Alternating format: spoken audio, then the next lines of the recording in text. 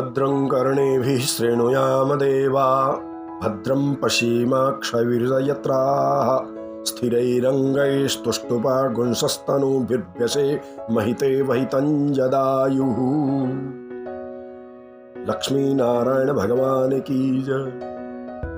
आइए आज की धर्म की बात में आपका स्वागत है और आज हम बात करते हैं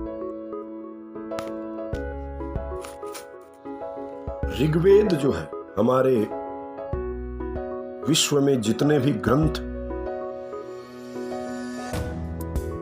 अन्य धर्मों के समस्त धर्मों की किसी भी धर्म का विश्व के सारे ग्रंथ आ गए उनमें ये प्रतिपादित हुआ है और आप लोग इसको गूगल पर रिसर्च करिए, जाइए, देखिए, समझिए। ऋग्वेद जो है वेद हमारे 4 वेद जो है वो विश्व के समस्त साहित्य में सबसे प्राचीन ग्रंथ हैं। ये तो इससे ये प्रमाणित होता है कि हमारा धर्म भी सबसे प्राचीन है, अति प्राचीन है। सनातन धर्म जिसको कहते हैं वो सनातन आदि आदि युगों से चलता रहा। सनातन वो कभी नष्ट नहीं होता, कभी विलुप्त नहीं होता, कभी जो है उसकी कभी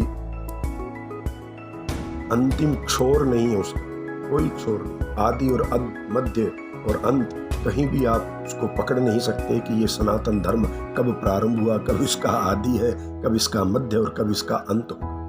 तो ये सनातन धर्म जो है उसमें ऋग्वेद जो है हमारे सर्वोपरि ग्रंथों में आते हैं। ऋग्वेद तो ऋग्वेद के छोटे छोटे मंत्रों के जो है सूक्त, उनके माध्यम से आज मैं आपको छोटी छोटी बातें बता रहा हूं। तो क्या कह रहे हैं ऋग्वेद? संगच्छध्वं संवदध्वं, ये जो है ऋग्वेद का 10वें अध्याय का मंत्र है, छोटा सा, उसका आगे का केवल अंश लिया है, उसको आप समझिए। संगच्छध्वं संवदध्वं, क्या कहते हैं कि मिलकर के चलो। संगच्छध्वं, मिलकर के चलिए और मिलकर के बोलिए।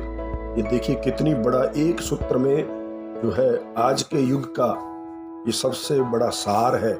जो मिलकर के चलता है और मिलकर के बोलता है, उसकी मिलकर के चलने वाले की ताकत जो है वो सर्वोपरि है।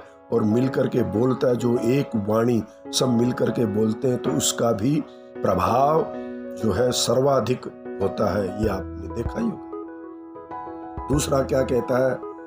न सखा यो न ददामि सख्ये, वह मित्र ही क्या जो अपने मित्र को सहायता नहीं देता। न सखा यो न ददाति सख्ये, ऐसा क्या सखा, ऐसी मित्रता क्या जो अपने मित्र को कुछ सहायता न दे सके, वो मित्र कहलाने योग्य नहीं है। ये हमारा ऋग्वेद कहता है।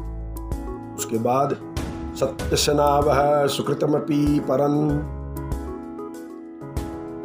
सत्यशनावः धर्मात्मा, धर्मात्मा पुरुष जो है सत्य की नाव पार लगाती है। धर्मात्मा सत्यस्य नाव है, सत्य की नाव जो है सुकृतमपि परं, सुकृत यानी धर्मात्मा पुरुष जो है उनको सत्य की नाव ही पार लगाती है। कहने का तात्पर्य है कि सत्य से ऊपर धर्म में सत्य जो है धर्म की नींव है, इसलिए व्यक्ति को सत्य का आधार मान के चलना चाहिए। देवानां सख्यमुपसेमिदा वयम्, ये ऋग्वेद के पहले अध्याय का है। हम देवताओं की मैत्री प्राप्त करें।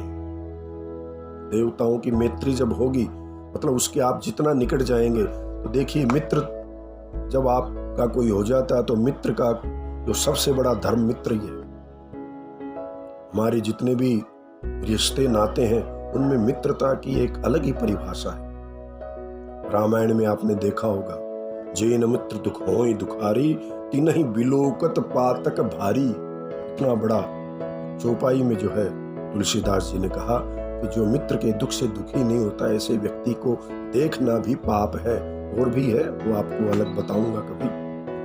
माध्भिर्न संतौखधि, हमारे लिए औषधियां मधुरता से परिपूर्ण हो। हमारे वेद मंत्र प्रतिदिन जो ध्वनि लोग करते हैं, उसका अर्थ है ये, उसका मतलब क्या है ये मंत्रों का, कि जो है हमारे लिए जितनी भी औषधियां हैं ये जो है मधुरता से परिपूर्ण हो, अमृत तत्व के अमृत तुल्य बन जाएं। स्वस्ति पंथा मनुपसरेम, हे प्रभो हम कल्याण मार्ग के पथिक बने। कल्याण के नहीं, कल्याण मार्ग के, सबके लिए कल्याणकारी हो, ऐसा हम सोचते हुए और सत्य के मार्ग पर और कल्याण के मार्ग पर चले, तो वह मार्ग जो है समस्त प्राणियों के लिए जो है सुखदायी है और मोक्ष प्रदान करने वाला भी है। कल फिर मिलेंगे। जय हिंद, जय श्री राम।